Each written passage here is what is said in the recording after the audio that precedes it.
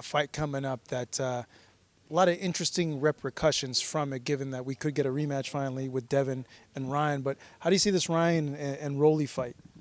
Yeah, man, I like it, man. I think Ryan was stripped away from what he loves the most, and I think that humbled him. And I think that you can see it in his eyes that he appreciates being back on the spotlight.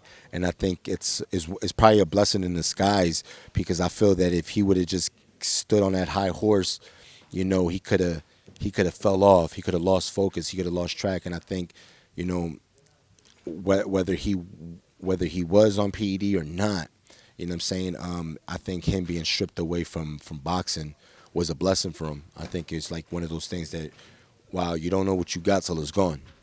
Yeah. In terms of the fight, in terms of like the style, like a lot of people are picking Ryan to win and win via knockout. Like, do you see it that way? And if you do, why? Yeah, absolutely, man. I see it being Oscar De La Hoya and Mayorga, Ryan being Oscar, and Mayorga coming in, that's Rolly, and swinging them wild punches and just staying sharp with that jab and throwing that left hook right in between and catching Rolly, And I like Rolly. So when I'm picking Ryan, it's not no hate towards Rolly. I like Rolly. He's a dope fighter. He's a dope entertainer. He definitely has a puncher's chance to pull an upset, you know what I'm saying? But, I think that Ryan, like I said, I could see it in his eyes that he appreciates being back in the moment, and I think that he's not going to take it for granted, and I think he's totally locked in. Let me get your thought on this. We caught up with Rolly's former trainer, Coach Bullet, and Bullet told us that he feels that Rolly has a mental edge over Ryan, given how well he did with the sparring. Okay, what's that response? That don't matter. Yeah. Sparring is sparring. Yeah. Listen, a lot of people got the best of me in sparring sometimes. Sometimes you're not even in the mood to go spar. Sometimes sparring you're just working on maybe looking at shots, working on your eyes. Maybe sometimes you're working on a jab.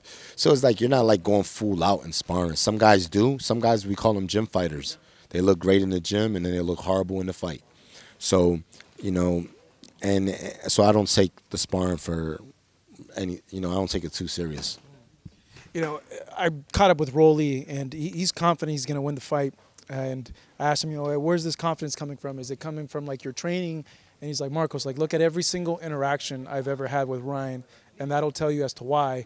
I'm still kind of wondering, but I think a part of it is, like, he's not intimidated at all by Ryan, and that, I know, when you square up with someone and you just kind of feel like I could take this guy and you have that confidence coming in, that's what I kind of equate to it. But, do you get that sense when you're a fighter that regardless if you might have like a skill gap, that when you square up with them, you just no, I got this guy? Well, yeah, Rolly's supposed to say that, you know what I mean? And supposed to say anything that gets him going, you know what I'm saying? But at the end of the day, man, neither fighters are chumps, you know what I'm saying? Ryan's a beast, Rolly's a beast.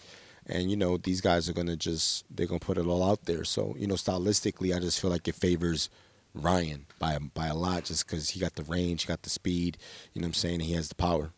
You look good, man. It's good to see him like healthy and fast, and you can tell like this weight is a good weight for him. Does it last all 12 or? No, I think it's one of those fights that goes like, they don't go past 5. Okay, so like every single person I've spoken to has told me it won't go past 6. I kid you not. Why do you guys all think it's going to finish like that early? Because Ryan's explosive, and no one punches as hard as Ryan in the division, and that left hook is nasty, it's fast, it comes from a long distance, so you don't see it coming. You might think it's a jab, and then it whips like a hook. So, and I think the size advantage is going to be really easy for Ryan to land that left hook. So that's just how I see it, man, or even a body shot, because, Ryan can throw that left hook to the body hard, too. But like I said, man, I'm not saying this to play Rolly, because I know he might, if he does hear this, he might make him feel some type of way.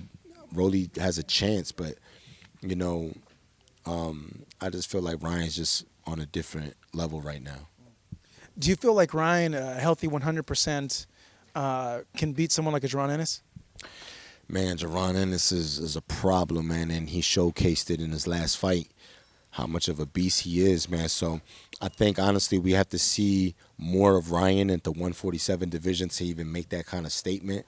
But I think, Boots solidify himself in the 147 division as probably the best guy in the division.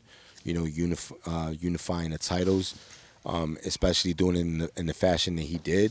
So I would say that right now, Jaron is definitely the top guy in the division, and Ryan has to prove himself to show us what he's made of in 47. Yeah, Jaron, spectacular performance against Iamontis Stanionis. I thought Stanionis was going to give him a little bit more trouble, but people I've mentioned, like, hey, Jaron gets hit a lot. He gets hit flush. Well, I think part of it is because the man he can't be over 10 pounds the day of the fight. When you're fighting under the rules of the IBF, this was the first time that he didn't have to do that because now it was a unified belt. It was a unified for the WBA. So then the 10-pound weight clause is out the equation. So now you got a strong, fully rehydrated Jaron. So that's why he wasn't able. He didn't get hit with shots. He didn't look drained. He didn't look weak. He looked fast and he was explosive.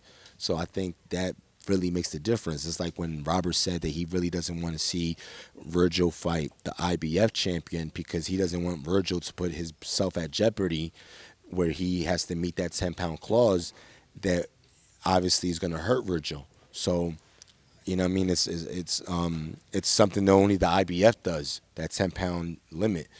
So I think once you take that out the equation, I think Jaron is fully hydrated and he's powerful.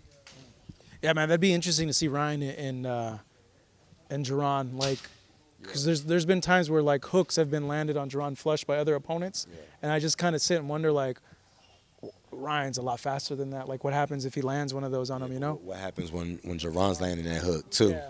The uppercuts and the movement and the lateral movement. They both. It's like who's gonna get there first because they both got that speed and that power equally. They're equally matched when it comes to speed and power. The other fighter on the card, Ramirez and Haney. Yeah. Are you picking Haney or are you picking Ramirez? No, like I said, man, I think Haney's the better fighter on paper, but I feel like Ramirez is the wrong choice to come back. I feel like Ramirez is powerful, he's strong, and I think that, coming off of that Barboza fight, he didn't look horrible, and he didn't get beat bad.